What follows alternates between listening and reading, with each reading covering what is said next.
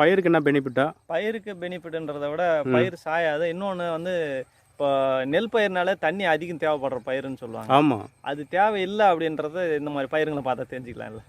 ஓ, நீங்கள் வந்து அதை வந்து வெளியே கொண்டு வந்து காமிக்கிறீங்க. தண்ணி தேவையில்லை, இதுக்கு பெரிய அளவில் தண்ணி தேவையில்லை. சரி, எத்தனை நாளைக்கு ஒரு முறை தண்ணி பார்ப்பீங்க? இப்போ அறுபதாங்குறி ஒரு பயிர் வச்சுருக்கேன். அது கரெக்டாக பார்த்தீங்கன்னாக்கா 8 தண்ணி தான் கட்டியிருக்கேன். அறுவடைக்கு வந்துடுச்சு.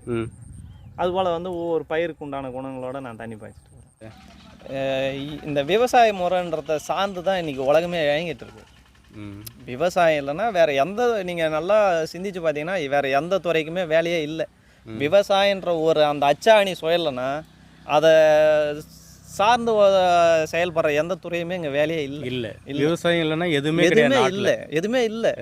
இல்லை இருக்குது அப்படின்னு ஆர்கியூ பண்ண வந்தாங்கன்னா நான் ஆர்கியூ பண்ண தயார். இல்லை நிரூபிச்சாங்கன்னா நான் அதை நிரூபிச்சாங்கன்னா நான் அதுக்கு என்ன அப்படின்னு அவங்க எப்படி நிரூபிச்சாங்கன்னா. இப்போ வந்து முக்கியமான ஒரு